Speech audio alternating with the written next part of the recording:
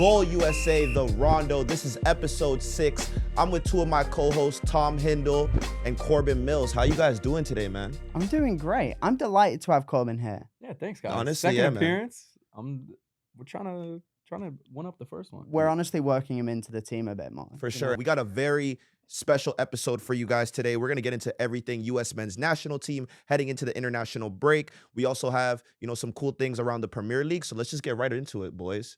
First things up, man. Pochettino, this is going to be his first ever match as the U.S. men's national team coach.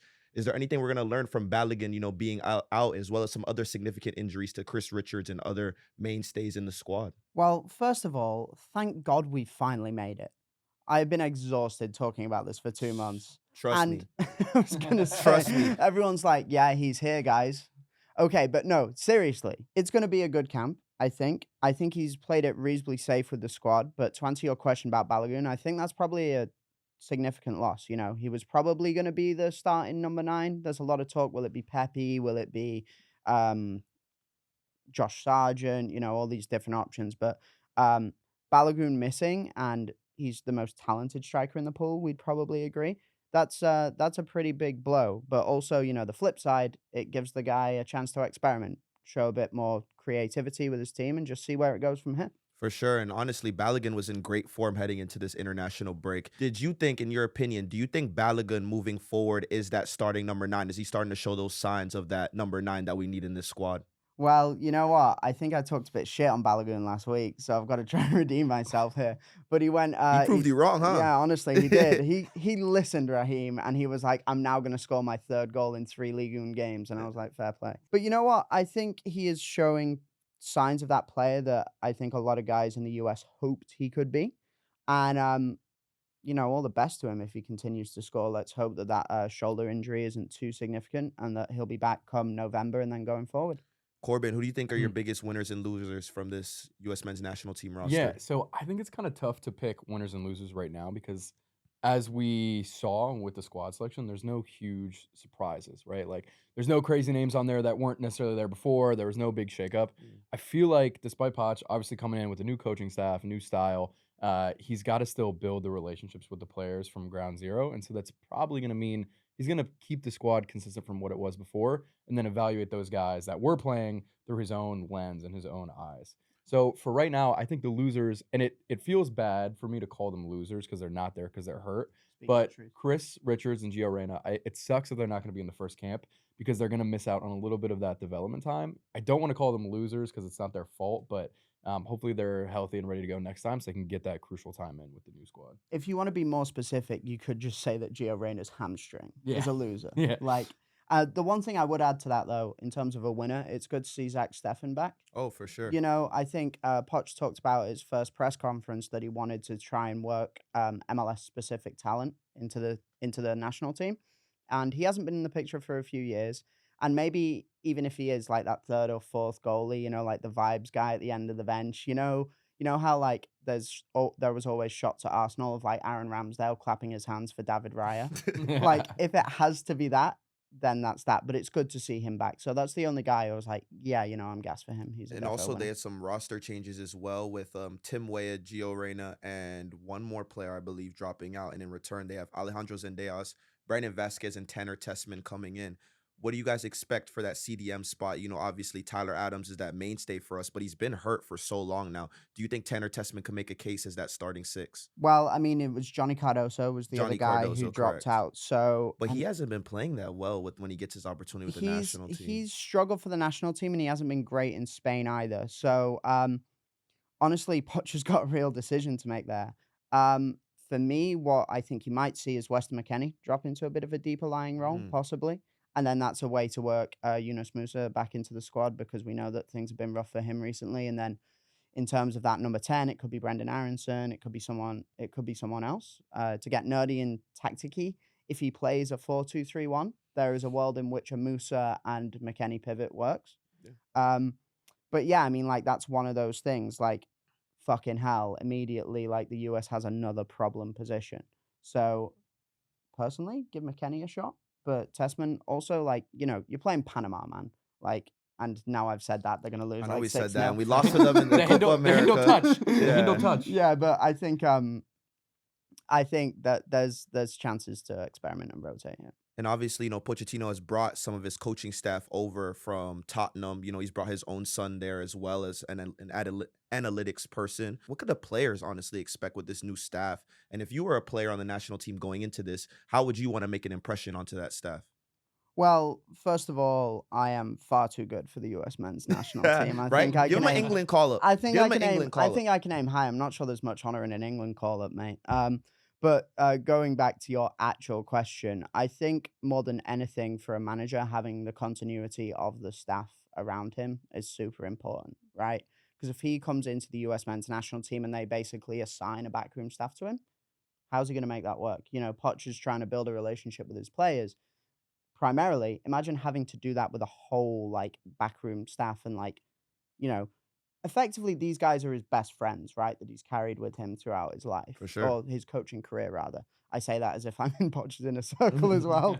Like we It's the chop, boys. yeah, we chop Y'all it chop up. it up, they homies. Poch and I are just kicking it. And obviously, you know, Pochettino now living in the US. What are some recommendations that you guys have for him moving to the US? Give me your top 3 restaurants that Pochettino should visit. Corbin, go. Oh man, I don't spend enough time down in Atlanta to understand, but it's gonna be one of those memes where it's like the European mind cannot comprehend. Like the best wings in Atlanta come from a strip club, and he is really gonna experience like that 3 a.m. cookout visit.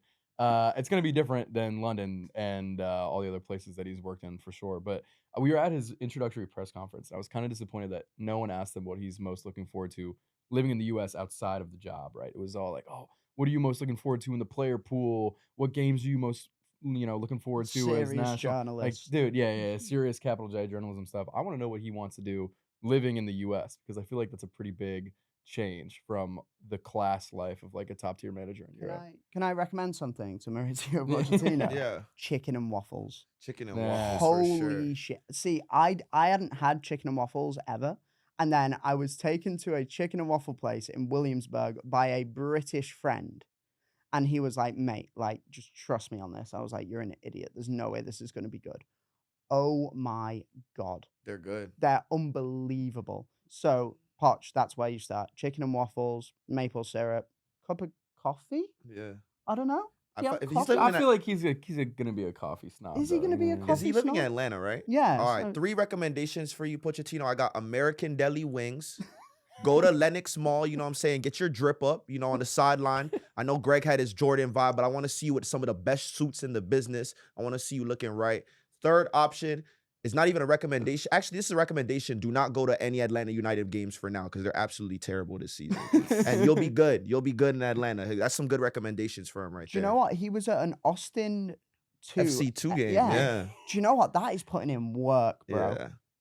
That's committing to the bit. That's sicko. Pochettino at behavior. MLS next game is insane. Yeah. Yeah, for sure. Imagine that though. You're like 16. You like look up there and you're like, yeah, this is my chance. This is my call. This is my guy. Let me get that call up. You gotta lock in, man. Yeah, man, you have to lock in. So now we're gonna preview the next U.S. men's national team games. We got our editor from Goal USA, Ryan Tomich, who'll be on the ground for both matches. So Ryan, what are you looking forward to for these next games, and what should fans be expecting from Pochettino as well?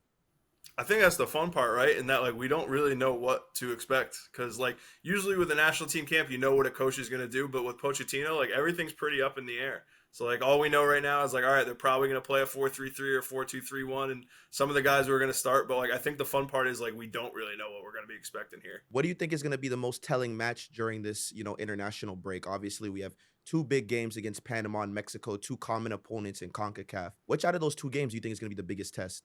Oh, the Mexico game. You're like there's so few chances that this team has to like really go and play like an away game in a tough place. Like no World Cup qualifying, friendly's hard to come by. Mexico, your biggest rival, like they're walking into Guadalajara and like it's going to be intense. And Pochettino's not going to have many games like that to test these guys out and throw them into the deep water and see how they fare. So it's going to be fun. It's going to be a wild atmosphere there, and it's going to be pretty intense. So it's going to be fun to see how those guys handle that and to see how Pochettino wants them to handle it and how he sets things up to go. I feel like a lot of U.S. soccer fans are expecting this camp to do well. Let's say, for example, these games do not go as expected. How do you think fans will react? I think there's like a little bit of a grace period just because like one, like Pochettino's new, everyone's got to learn things. And two, like you look at the lineup and like 5 starters are out. Like there's a lot of guys missing from this team. There's a lot of guys who are like fighting for spots who are probably going to start, so it's like a weird group in that like this isn't Pochettino's like, quote unquote like best team. Like this is a good team, but it's not the best team. So like, I don't know if you could expect like too much. I think you're going to see some changes. I think you're going to see some ideas put in place. But this is also going to take time. So, like, look, they might not go out and beat Mexico 5-0 away from home. I don't think that's fair to expect. But I think you just want to see some progress, especially given, like, what happened last camp, because that was pretty ugly. And from this game against Mexico as well, you're going to see dual nationals from both ends. Alejandro Zendejas and Brandon Vasquez on the U.S. And I think the Mexico just actually recruited some new talent from MLS into their squad as well, correct? Yeah, Obed Vargas. So what do you think we could expect from, those dual Nats as well, especially with Zendejas getting an opportunity after being out for a while from injury, as well as Brandon Vasquez? Do you think they're going to offer something different compared to the forwards that we've usually seen in camp? I think that's one of the coolest parts about this game is because there's guys on both sides that have different feelings about it because of that dual national background. I know like Ricardo Pepi has talked so much about how he feels Mexican and he also feels American and he's on the U.S. and some of his family are here this way and that way. And like, that's one of the things that makes this game so special is the connection that these two countries do have and then how angry everyone gets when they actually get on the field together.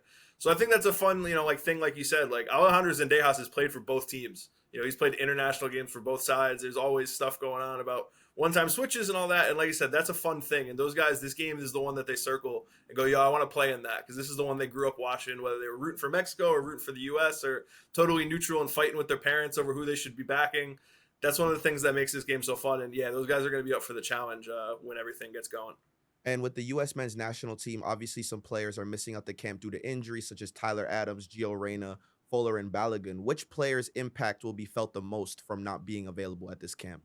It's tough because like all those guys, like you mentioned, are guys that really make the team tick. But I'm interested to see what happens without Chris Richards because like he's really the only center back right now that's like penciled in, locked in as the starter. So now you got 4 other guys in this camp who are going to be battling out to try and play alongside him. So how do they handle that? How do they push for their own spots? They all have different stories, like with Tim Ream being the veteran and Austin Trusty being a guy who hasn't necessarily got a chance and Mark McKenzie looking to take his chance, Miles Robinson back in the team. Like there's so many storylines there. So yeah, I'm interested to see what the center backs look like without Chris Richards just because it's really such a coin toss as to who really is going to start there going forward. And give me your starting 11 prediction for the first match against Panama.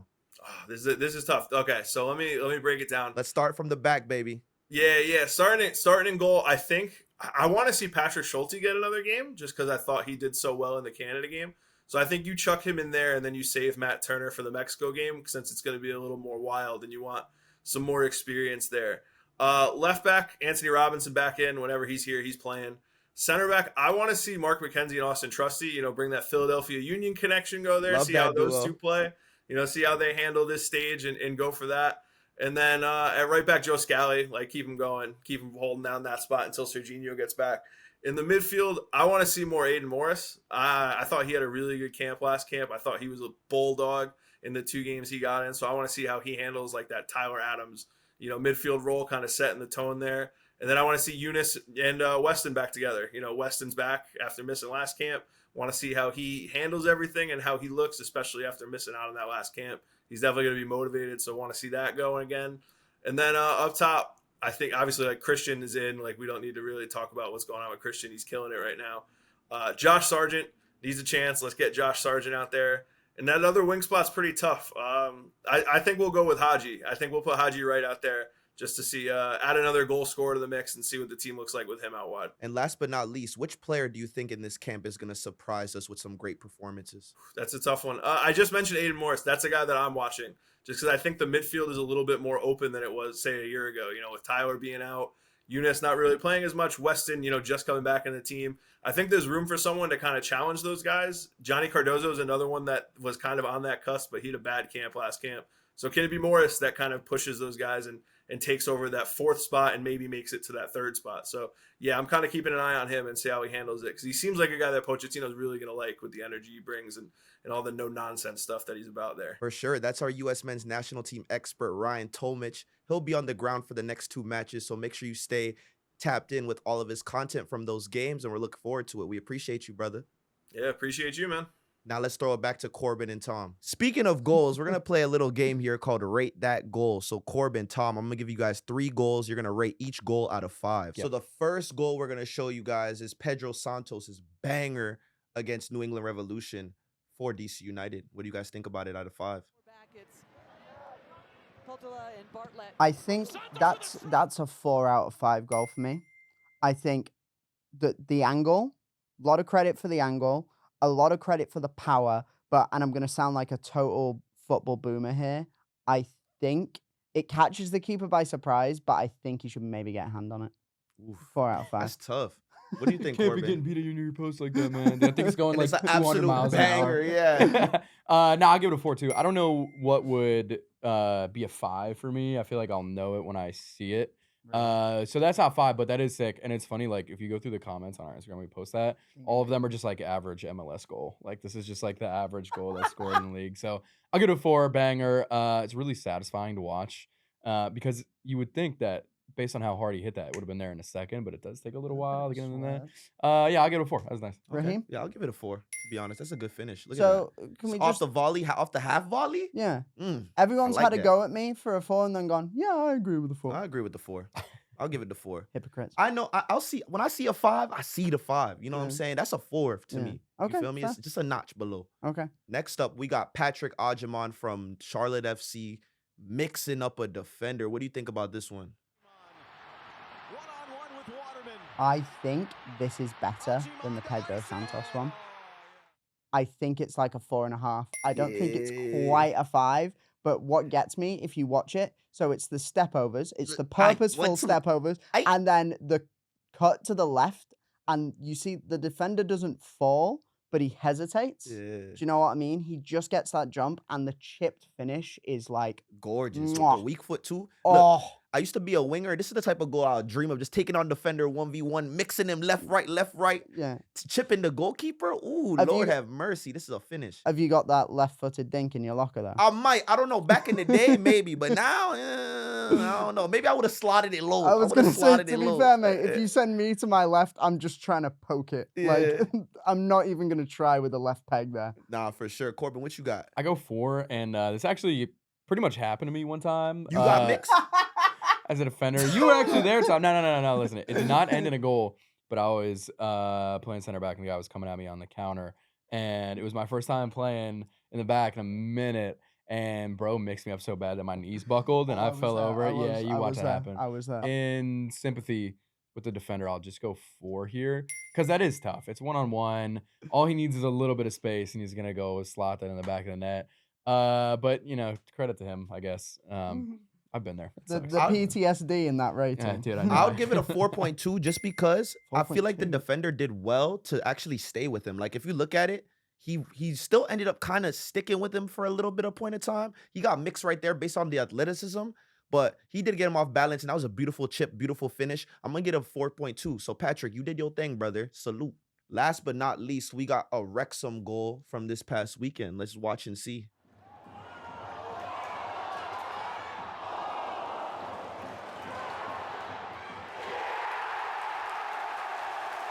Oh, it's a finish, It's limbs. It's nice. Ooh. It's I'm nice. not gonna lie, that's a great. That's like when you're playing, soccer tennis, and you Mm. have that kind of technique to like lift it over Yeah. the net. I like that. I do.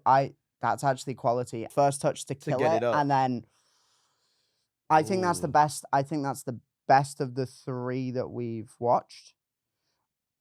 It's not quite a 5, but I think it's like a 4.6, 4.7 type vibe. Top bins, and then also maybe a little bit extra for the crowd reaction behind the goal. Yeah, for it's sure. a quality strike that for me, and I love a curler. I like a, Yeah, it was like open net, so I'll give this one a 3. I actually think that it's fine. But what I want you guys to look at, zoom in on the defender when he goes to clear it right there. Look at his reaction after it goes in. Oh my God, man, that poor guy. Yeah, look, he's in despair right there, because if you think about it, right, he gets beat-ish right there. He does his best to try and clear it when he's on the ground, And then that is a man who is just in pain. And look at the defender who is at the top of the box. Bro looks like he's Oh, dead he's right donezo. there. He's I donezo. feel so bad for these guys. I'm sorry, the Corbin like just post-traumatic stress disorder around defending in this Just- episode. Everybody's over here like, wow, what a banger. I'm like, but these guys so sad. Nah, for me, I'm gonna have to rate. Look, the average fan would probably rate this like a 3.5 because they don't understand the technique going into this Yeah, goal. Corbin. But if you're a ball, if you know ball, like if you know, this is like a 4.5 finish. Because to do the flip, boop, ooh, that's class. I like this one. I like this one. We think Wrexham are gonna go up. I think Probably, so, man. right? Probably. Second Who at could this re- point in the season? Who could really stop them? Well, the thing is like that they're is it them and Birmingham, right, are like a class above pretty much everyone else.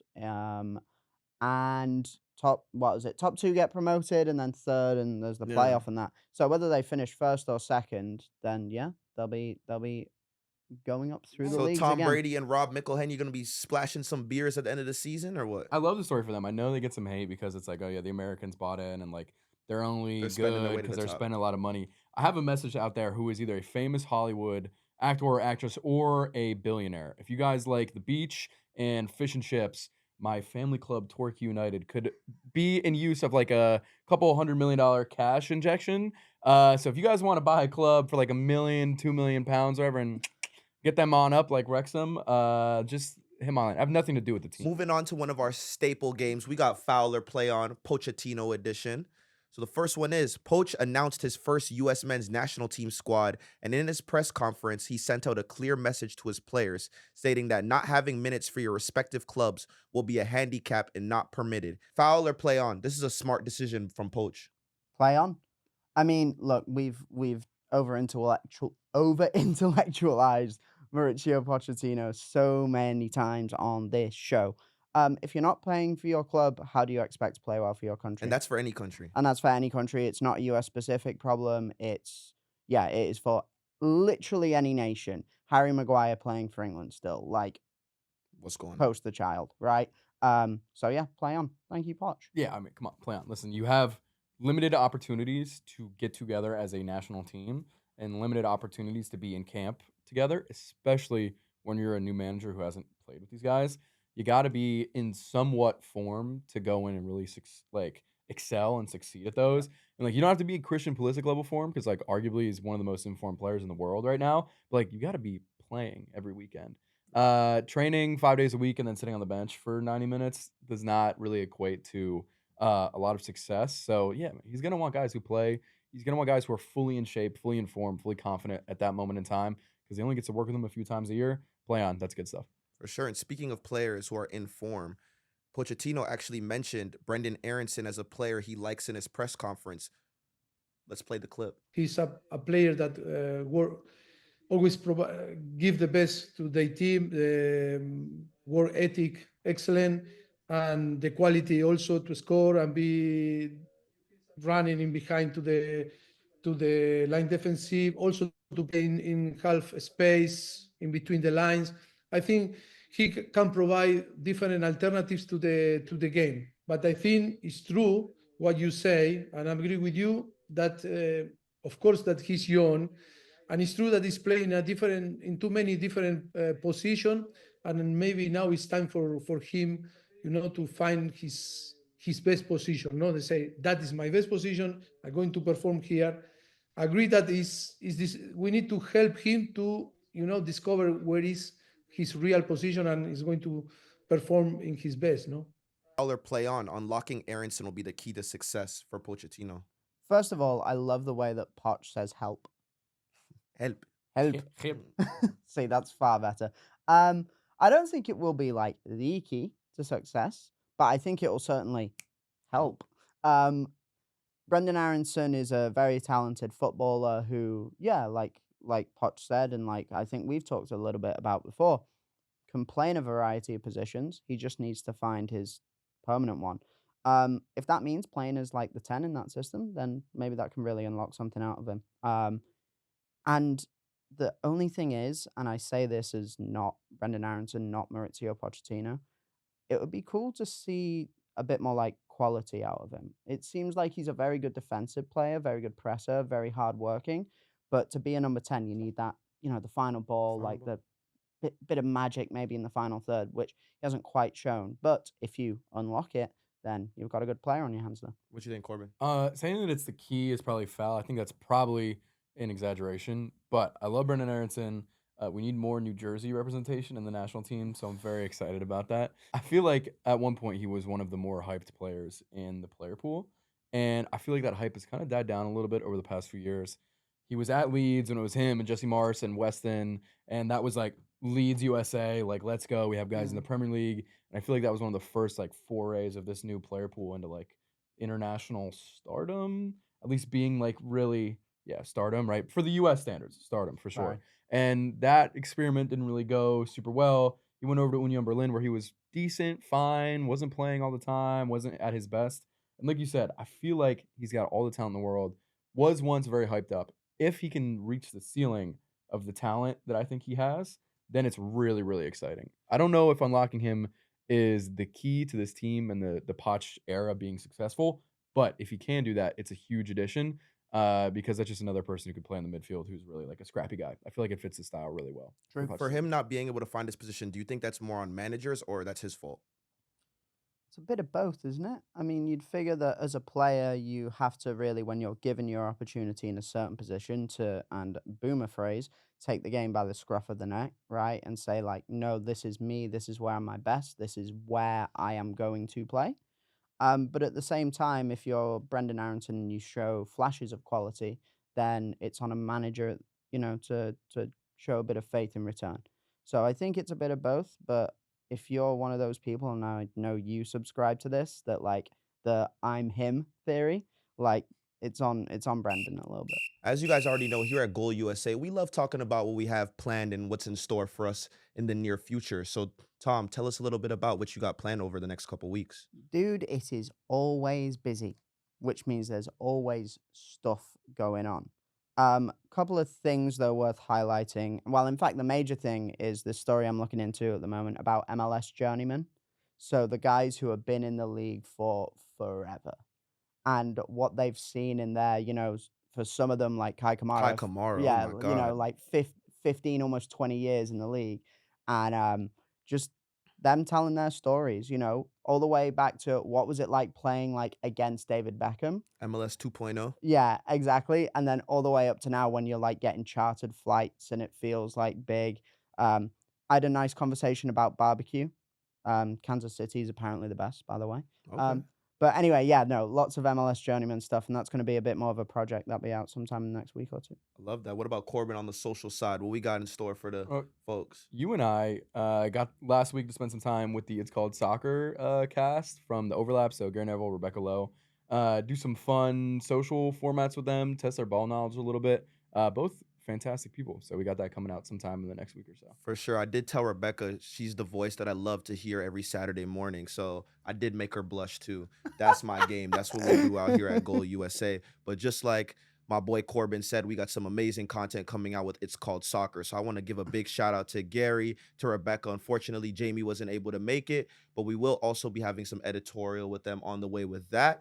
And then another cool thing that we have in store, I will be taking a trip to Leipzig for the Leipzig versus Liverpool game. So we'll get some content with some RB Leipzig players over in Germany, which should be a very awesome experience. And yeah, man, that's what we do over here. You know that we got some great content in store. So make sure you tap in with us, subscribe with us on Goal USA. Also follow us on Goal USA on Instagram and TikTok. And we appreciate you guys for tapping into episode 6 of the Rondo, the only Rondo you guys want to get caught in the middle of. Rahimovic, Tom Hindle, Corbin Mills. We're out.